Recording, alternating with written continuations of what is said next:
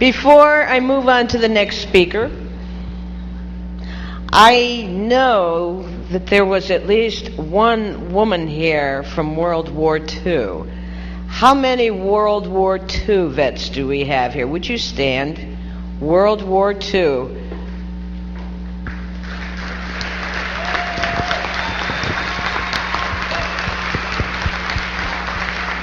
Two women, all right. See, women were fighting too. That's why I wanted to be sure I had at least one woman up here.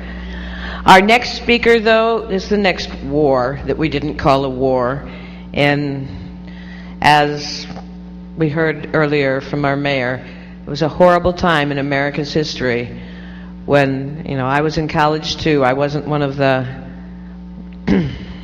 well, my brother went to Vietnam, and he was my favorite brother out of 6 brothers and sisters, and he went off to war, and I didn't understand it, and I knew everything at 18, so I was one of the protesters, I'm afraid to admit, but I didn't protest his being there, what he was doing. I protested that there was a war. I will still protest that there ever has to be a war. I wish people would learn how to just make peace.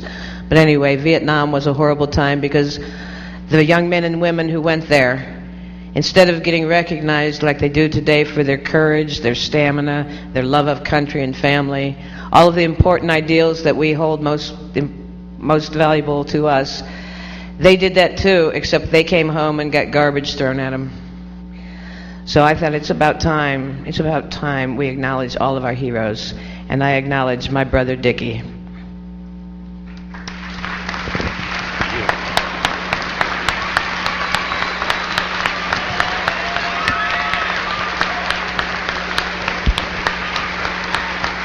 Thank you.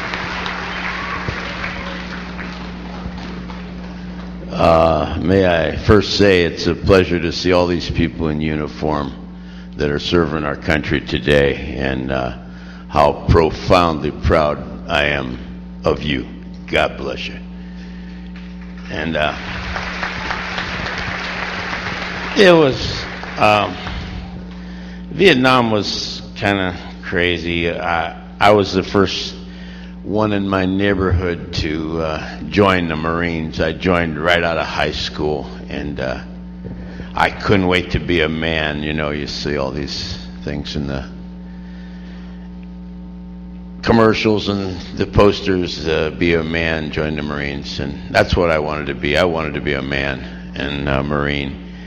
And I went down and joined, and it was way past tough. The drill instructors and things, they were so mean, and they were allowed to hit you back then, and boy did they hit you. And I went to Catholic school. That's different from what I don't know whether they call you children, what's politically correct, I'm not sure what you guys, girls, are doing, but students are doing. But in Catholic school, we had nuns, and they were allowed to hit you too. So, and they hit you, but by golly, you knew the capital of Vermont or whatever they was teaching you. And we don't forget that. We don't forget the things they taught us. And I still remember Latin and Latin words that we had to know. And we were pretty much ahead of a lot of the public school children. But the nuns, there was a different world back then. And I joined the Marines and went to Vietnam, and we went to a place where it was very, very bad on the DMZ, and we were just got there, and we got hit, and we were constantly getting rockets and mortars and shot at and small arms fire, and it was very dangerous. And we never got to sleep for it. We just got there, and we got thrown right into this mess, and we just got our guns and things. We're not even allowed to say the word guns, but now I can.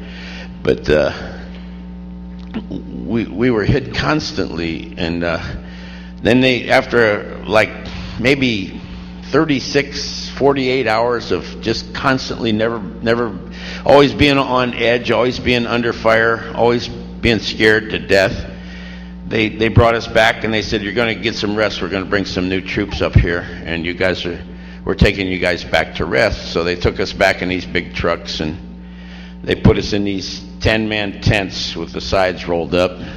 You veterans can understand what I'm talking about.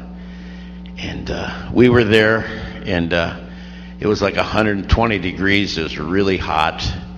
And we all went right to sleep because we were totally past exhausted. And I talk in my sleep sometimes, and I'm going, no, no, no. And all these guys are jumping and grabbing their guns. They were so scared, just like I was. And my little Puerto Rican buddy come over, and he grabs me and he wakes me up. And he says, Deet, wake up. And I'm grabbing my gun. What's going on? What's going on? He said, Deet, you're scaring everybody to death. He said, you're going, no, no. And he said, you're talking in your sleep and you're scaring everybody to death. I said, oh, I'm sorry. Man, I don't want to do that. I said, I have no control over that talking in my sleep business. He said, don't worry, Deet. He said, this war's getting to all of us. And I said, I wasn't dreaming about the war. I was dreaming I was late for Sister Denise's class. I said, you guys have no idea what fear is. Them nuns were tough. But getting back to the hero thing, Susan had Mrs. Deitrick asked me to talk about heroes. Well, I saw heroes. My goodness, did I see heroes. I was an ambulance driver on the DMZ, and I saw lots of heroes. And you saw some of the toughest guys that you ever saw. They were made out of tough. And you saw them squirming and scared and crying when things got tough. And you saw some of the most insignificant little guys that you didn't think was tough. And they would stand tall. And it was amazing how you come to the top when things get tough. You never know people have always said, boy, if this happened to me, I'd do this. Well, let me tell you, you never know during an emergency situation what you're going to do. You're trained to do all kind of things, but you never know. You can look at your friends and your other kids, and you might see this little guy that maybe looks a little bit funny, and people make fun of all his life. Then all of a sudden, he's the man. He's the toughest, meanest guy you ever saw. And we had a girl from Canton, Ohio. She was killed in Vietnam. Her name was Sharon Lane. She was a nurse, and she actually got a Bronze Star. She was in a combat situation. Actually, she was working on wounded people, and she was killed in action. And I'm talking to you about a lot of things, and there are some things I wanted to say. In fact, I wrote down all kind of cool things. But you know John Wayne. Does everybody know who John Wayne was? Everybody? Okay. John Wayne, they asked him one time, they said, what do you want on your gravestone? I mean, what do you want your epitaph to be? And he said, El Grande Profundo El Dino. That means he was big, he was ugly, but by God, he had dignity. And I don't know, I thought that was a cool epitaph, but maybe nobody else thinks it is. But anyway, what I wanted to say, there's so many things that I had written down, and I'm not saying any of them, and I'm just messing this up big time. I'm not a speaker, as you guys can tell. But we had a tough war, and we showed up, and it was ugly, and you wonder why we stand up for these World War II veterans, and Harry and Frank and all the veterans here. We are so proud of these guys. They fought Hitler, they fought Tocho, they fought all the North Koreans and all the Chinese in the world. They all come down on these guys, and they fought them, and they're still here talking to us. Thank God for these people, and thanks God for the people that fought in the other wars.